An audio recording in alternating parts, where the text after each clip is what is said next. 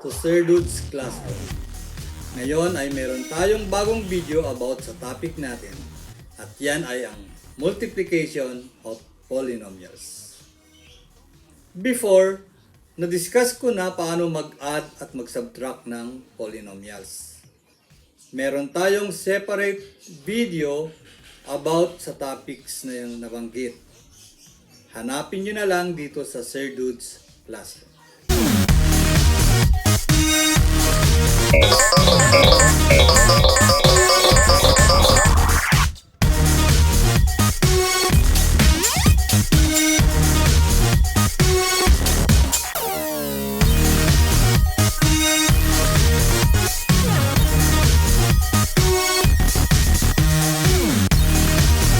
Welcome back sa channel na ito mga ka-classroom.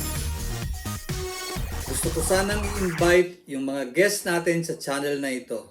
Yung mga first timer pa lang na bumisita dito. Kung pwede naman, pakiclick ang like button, subscribe at ang notification bell para pag nag-upload ako ng bagong video ay ma-notify kayo. Gaya ng nasabi ko kanina, ang topic natin ay multiplication of polynomials.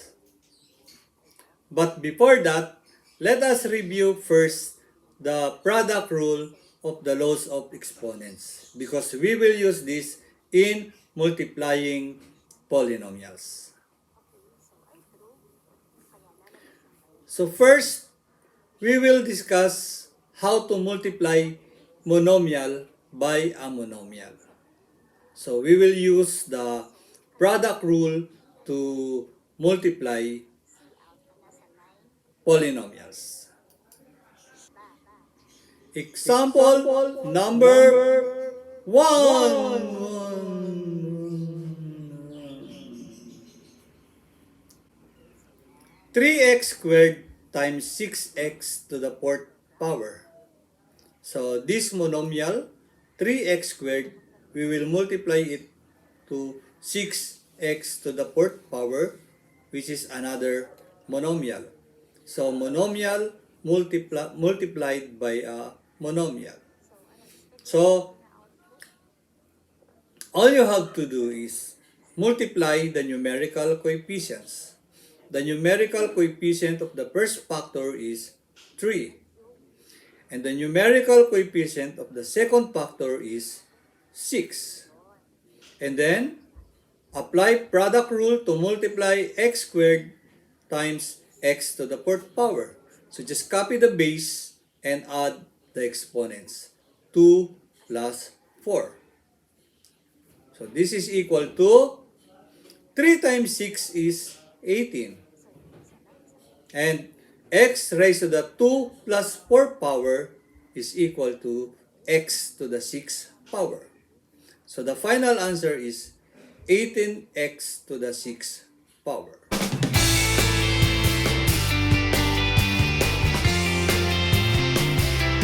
Example number 2.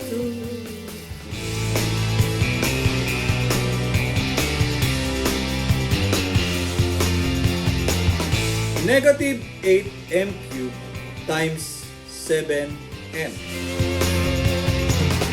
So multiply the numerical coefficients. Negative 8, that's the numerical coefficient of the first factor, negative 8, times the numerical coefficient of the second factor, 7. Then apply product rule to find the product of m cubed times m. So just copy the base and add the exponents. So m raised to the 3 plus 1 power. Then simplify. Negative 8 times 7 is equal to negative 56. Then m raised to the 3 plus 1 is 4. So m raised to the 4 power. So the final answer is negative 56m to the 4th power.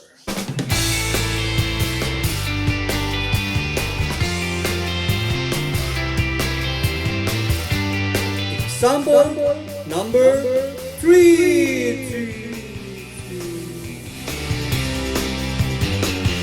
Negative 9a to the 6th power times negative a to the 5th power. So this is equal to, multiply the numerical coefficients. The numerical coefficient of the first factor is negative 9 times the numerical coefficient of the second factor is negative 1. Sir, wala pong 1.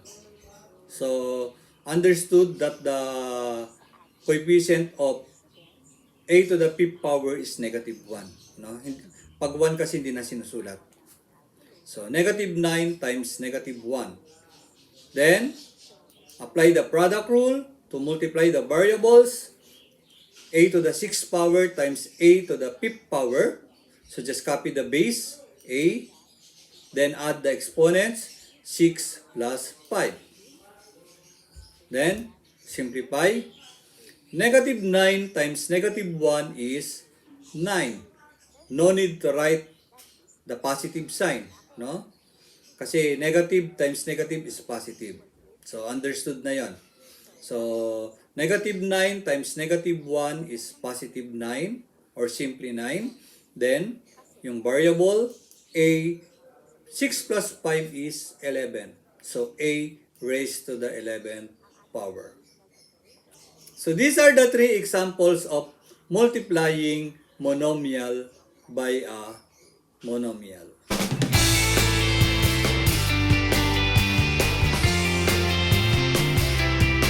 Now, we will multiply monomial by a binomial or monomial by a trinomial.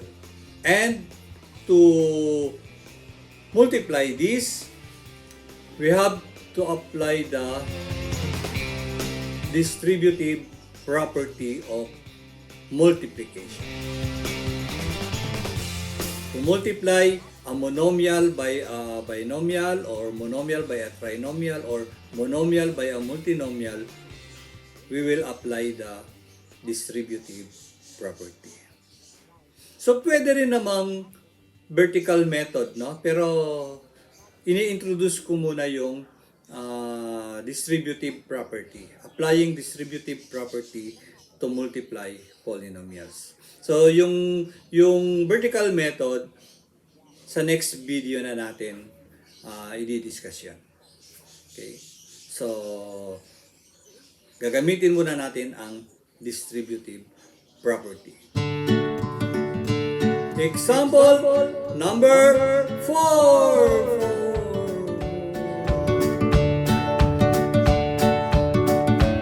3 times the quantity 4x minus 8. So, 3 is a monomial, 4x minus 8 is a binomial. So, this is multiplication of a monomial by a binomial. So, applying the distributive property, we will distribute the monomial. No? Yung, kung ano yung nasa labas ng parenthesis, yun ang i-distribute natin. So, we will share or we will distribute 3 to all the terms inside the grouping symbols. So, share 3 to 4x. So, we will multiply 3 times 4x. Since the operation inside the grouping symbol is minus, so we will use minus. Then, we will distribute or we will share 3 to 8. Ayan. So, this is 3 times 8. Then, simplify na natin. 3 times 4x is 12x. Or isa-isahin natin. 3 times 4 muna. So, 3 times 4 is 12. So, si x walang ka-multiply. So, x lang. Ayan. So, 3 times 4x is 12x. Minus 3 times 8 is 24. So the final answer is 12x minus 24. Example number 5.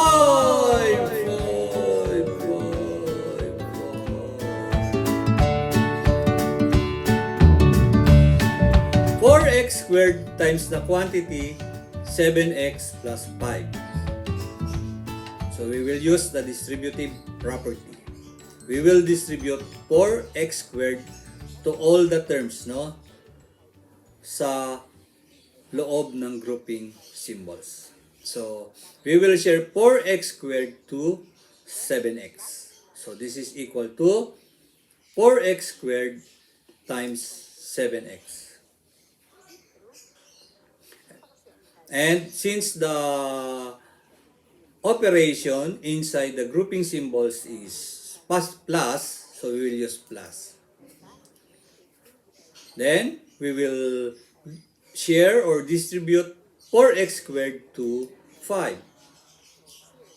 So, magiging 4x squared times 5. Ayan. Then, simplify na natin. Multiply the numerical coefficients. 4 times 7 is 28. Then, x squared times x. Apply the product rule. Copy the base. Add the exponents. 2 plus 1 is 3. No? So, 2 plus 1 is 3. Plus 4 times 5 is 20. Ayan, 20. Then, walang ka-multiply si x squared, copy lang. So, this is x squared. So, 4x squared times 5 is 20x squared. And 4x squared times 7x is 28x cubed. So, this is the final answer.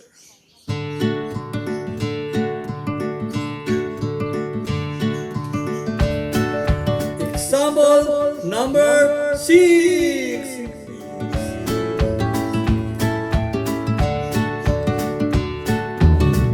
Negative 9x to the fourth power times the quantity 2x cubed plus 6x squared.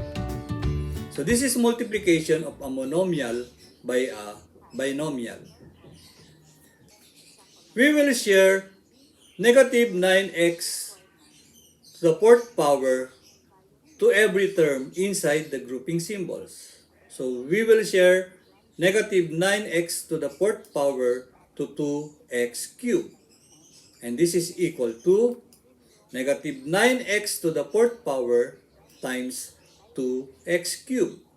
Now, since the operation inside the grouping symbols is positive or plus, so we will use plus.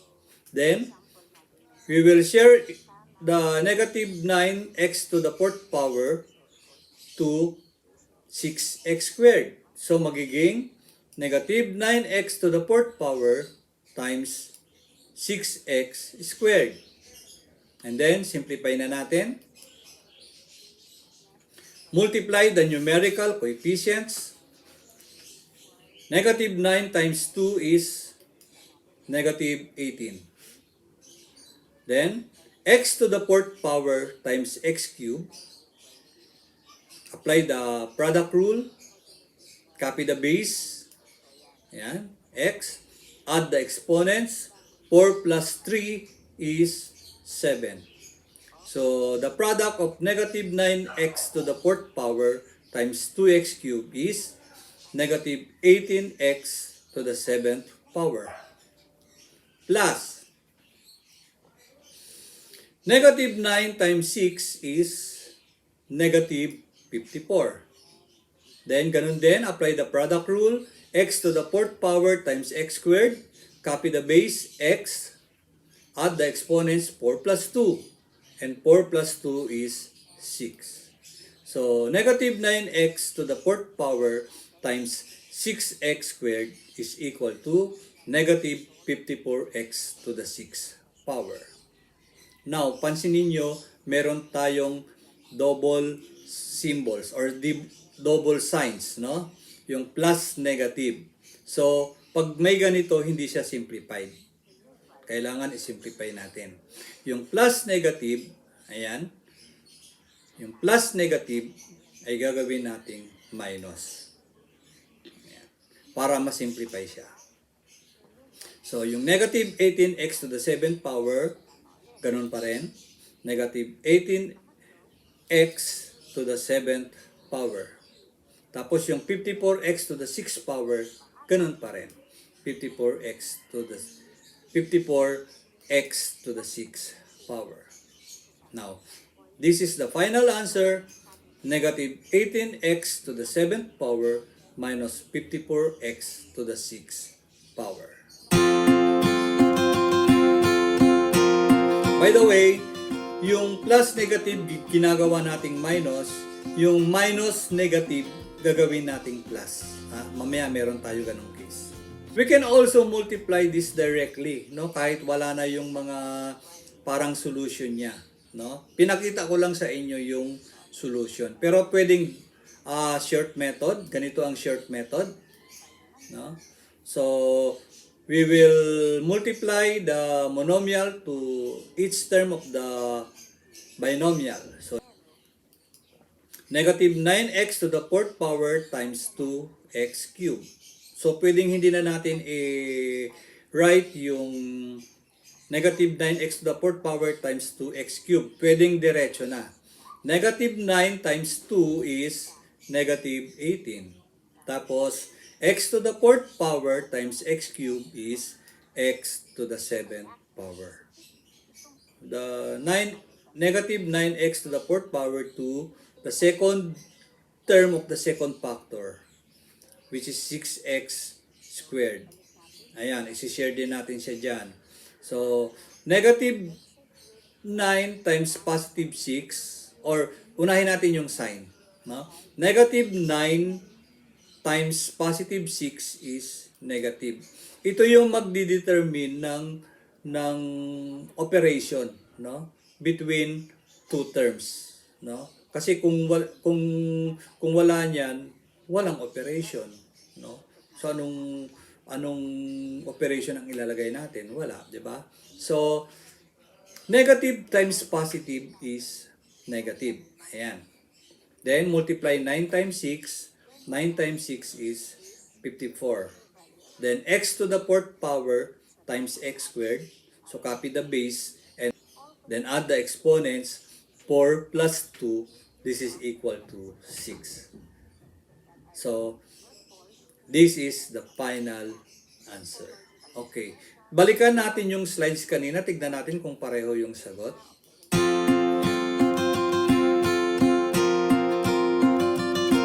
So, pareho din naman, no? Pareho din ang sagot. Negative 18x to the 7th power minus 54x to the 6th power. Example number 7.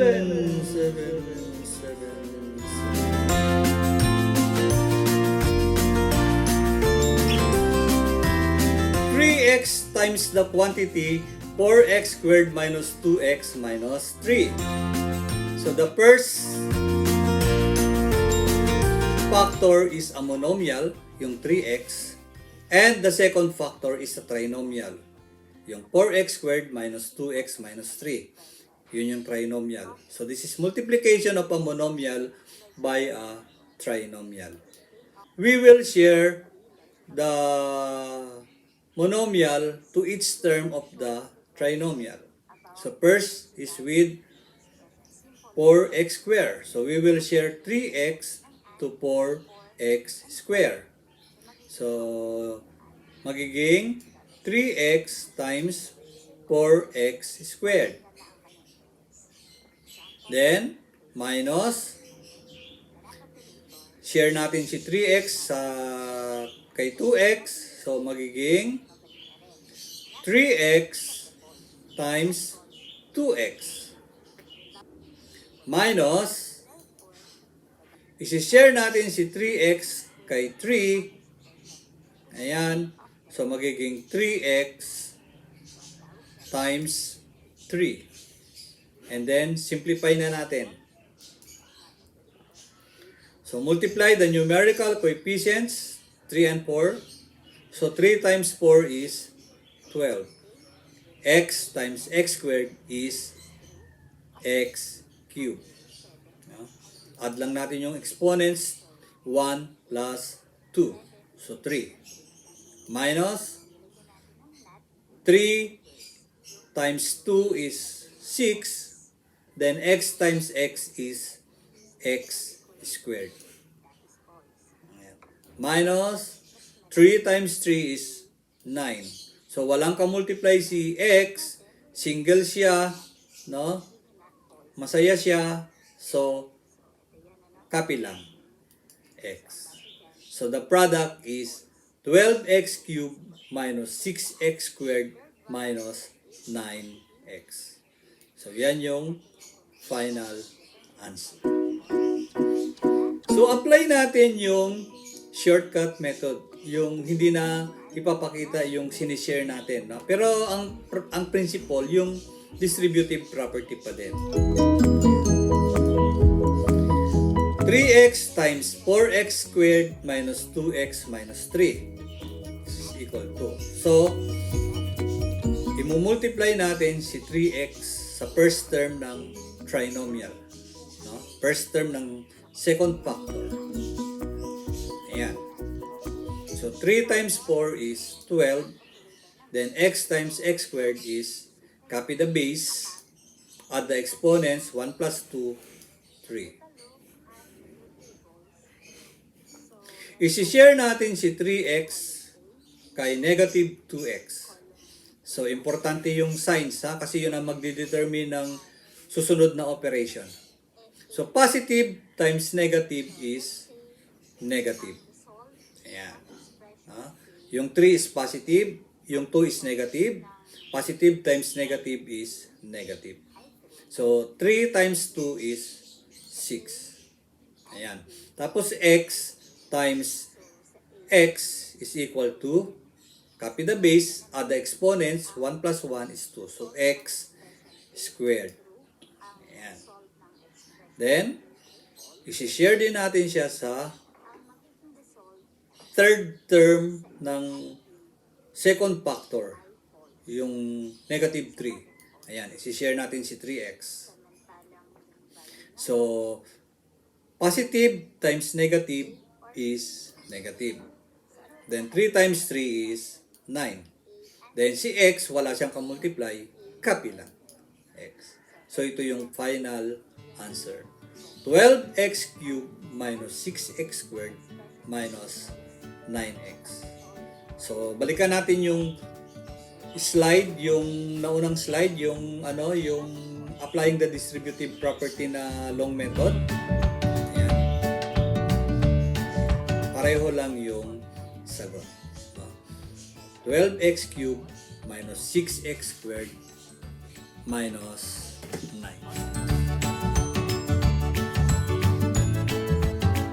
Example number 8. Negative 5x squared times the quantity 2x cubed minus x squared plus 4x.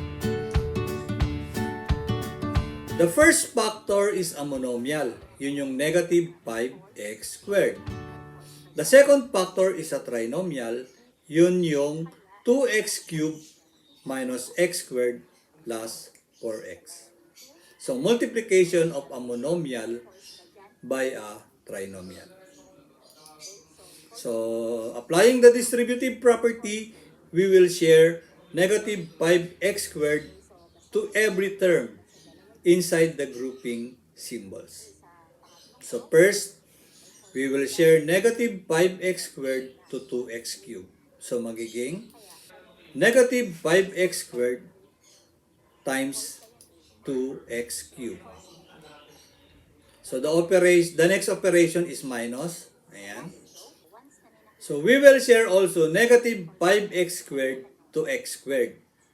So magiging negative 5x squared times x squared.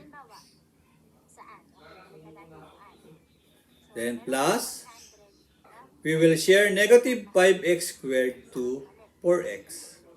Kaya magiging negative 5x squared times 4x.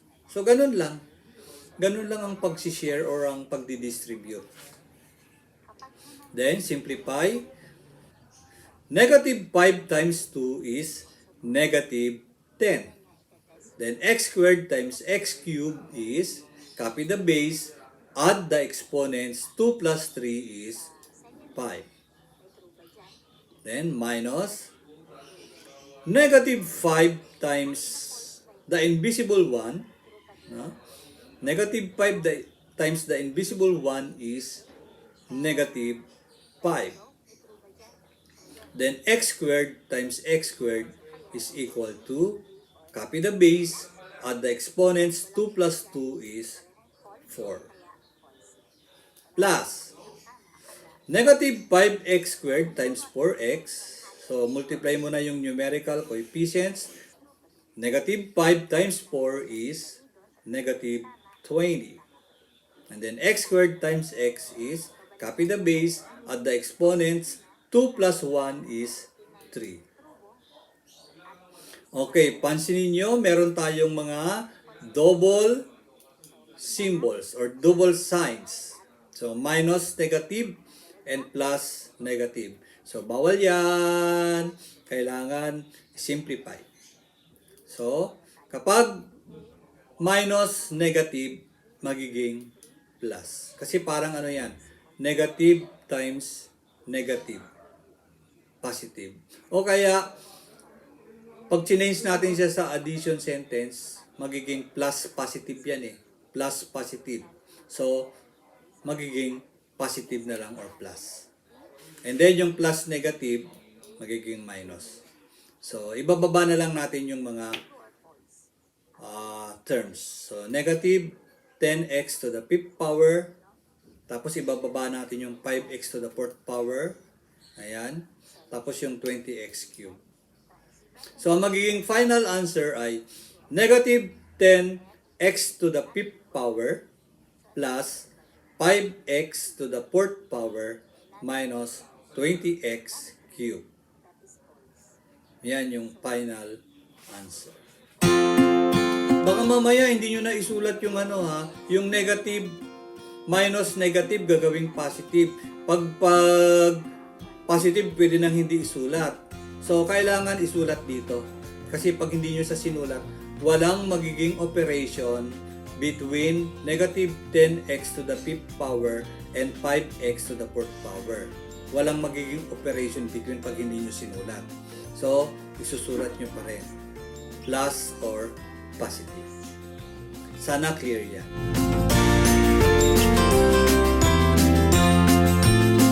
Okay, so ito yung short method. Yung iba sa inyo gusto lagi shortcut, no? Kasi tinatamad na. Siguro ML na. Ayan. Kaya gusto tapusin agad. Gusto shortcut. Pati sa huwag na nga. Baka may issue pa ako. Ayan. I will show you the short way to multiply a monomial by a trinomial. So, ganun pa din ang principle, kaya lang, hindi na natin isusulat yung solution.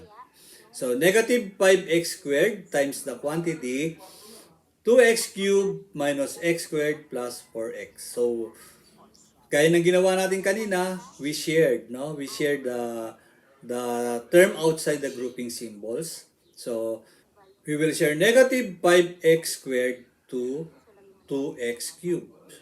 So, i-multiply natin negative 5x squared times 2x cubed. So, i-multiply muna natin. Isa-isa para hindi tayo malito. Numerical coefficients muna. Negative 5 times 2 is negative 10. Then, x squared times x cubed is, copy the base and add the exponents, x to the 5th power. And then, we will share Negative 5x squared to the second term of the trinomial. No, yun yung second term ng second factor. Ayan. So, negative times negative is positive. Ayan. Kaya yung kanina, minus negative naging plus kasi ito, negative times negative, positive. So, 5 times the invisible 1 is 5. Then, x squared times x squared is x to the 4th power. Ayan. Tapos, isi-share din natin siya sa third term ng second factor. Ayan. So, negative 5x squared times positive 4x. We will multiply first the signs because this will determine the operation, the next operation. So, negative times positive is negative. 5 times 4 is 20. Then x squared times x is x cubed. Ayan. So, yan na yung final answer. I-check natin kung kapareho siya doon kanina. Tingnan natin. Ayan. Negative 10x to the 5th power plus 5x to the 4th power minus 20x cubed. So that is how to multiply polynomials, no? Sa first three examples natin, monomial by a monomial, we applied the product rule. Ganun lang kasimple, parang product rule lang siya. Then, sa examples 4 to 8, multiplication of a monomial by a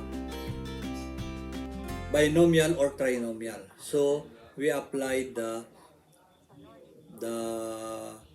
distributive property of multiplication. So, pwede rin vertical method dito, pero yun na yung i-discuss ko sa susunod na video. Sana manood pa rin kayo. So, yan. So, that is how to multiply polynomials applying the distributive property.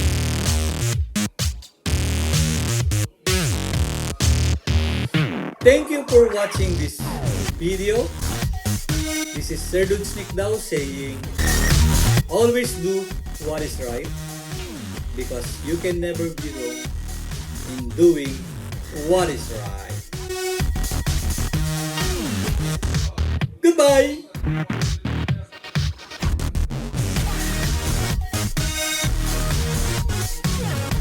Ops, teka. Meron nga pala akong inihandang practice exercises dito. So, ang gagawin nyo, isosolve nyo yung practice exercises. So, ipopost nyo muna yung video. Pagkatapos nyong kopyahin yung mga given, i-post nyo.